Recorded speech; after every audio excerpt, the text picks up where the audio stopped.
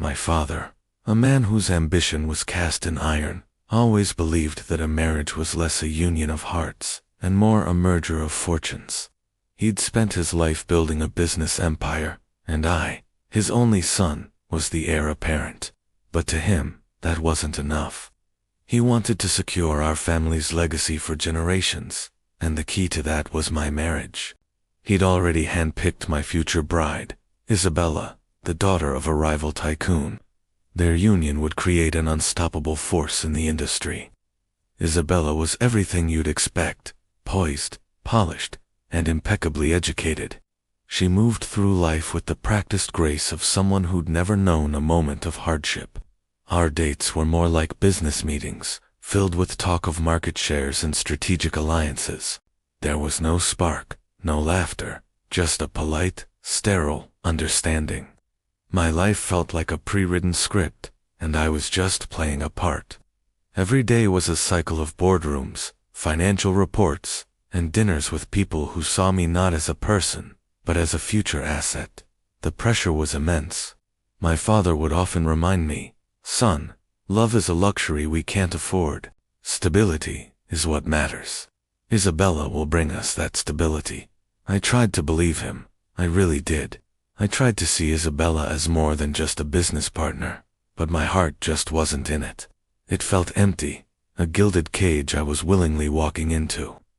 I started spending my evenings driving aimlessly, just to breathe air that didn't smell of money and expectation. It was on one of those drives that I found it a small, unassuming bookstore tucked away on a quiet side street.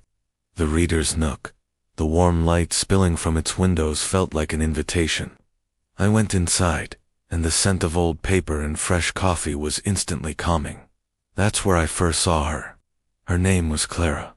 She was arranging a stack of books, a small, focused smile on her face.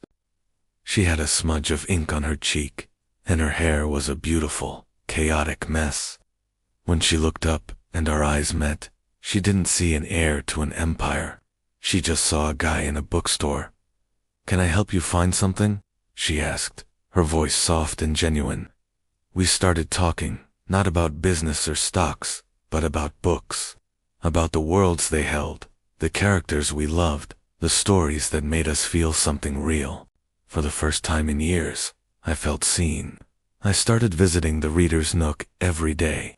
Our conversations grew from books, to dreams, to fears, to everything in between. Clara had a simple life.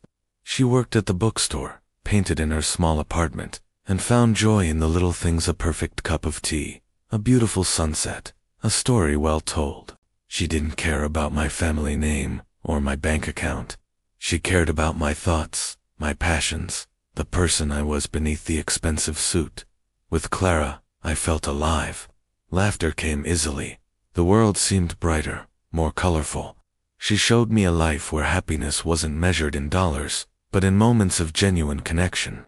I was falling for her, hard and fast, but the shadow of my arranged marriage loomed large. The date for the engagement announcement was set. My father was ecstatic, talking about the media coverage and the market reaction. Every word was a dagger to my heart. I knew I was living a double life, and it was tearing me apart. One evening, Clara and I were walking through a park. She looked at me, her expression serious. "There's something on your mind," she said. "You've been distant." I couldn't lie to her. I told her everything. About my father, the business, the arranged marriage to Isabella. I explained how my entire life had been planned out for me, and how meeting her had shattered that plan into a million pieces. I expected her to be angry, to feel used. Instead, she just listened, her hand finding mine. When I finished, there were tears in my eyes. She simply said, "What does your heart want? Not your father's heart, not the world's, yours." Her words hit me with the force of a tidal wave. For my entire life, I had never once been asked that question. I had never allowed myself to even consider it. In that moment, with her, everything became crystal clear. The next day, I walked into my father's office. He was on the phone, barking orders, a triumphant look on his face. When he saw me, he grinned. "Son, perfect timing." We're finalizing the press release for your engagement. I took a deep breath. Father, I said, my voice steadier than I expected, I can't do it. I'm not marrying Isabella. His smile vanished. His face hardened. What did you say? This isn't a joke. Everything is set. I stood my ground. I'm in love with someone else, I confessed. Her name is Clara, and she's the one I want to spend my life with. My father exploded. He called me a fool, an ungrateful child, throwing away a golden opportunity for some fleeting infatuation with a nobody. He threatened to disinherit me, to cut me off completely. She has nothing, he roared. She can give you nothing. You're wrong, I replied calmly. She's given me everything that truly matters. She's given me happiness. I told him I didn't want the empire if it meant sacrificing my own soul. I was willing to walk away from it all. I left his office, the sound of his shouting following me down the hall. I half expected to feel regret, fear. Instead, I felt a profound sense of freedom. I drove straight to the bookstore. Clara was there, and the moment she saw my face, she knew. I walked up to her, took her hands, and said, I choose you. I choose us. That was 2 years ago. My father did what he promised. He disowned me. I lost the fortune, the company, the lavish lifestyle. And you know what? I've never been richer.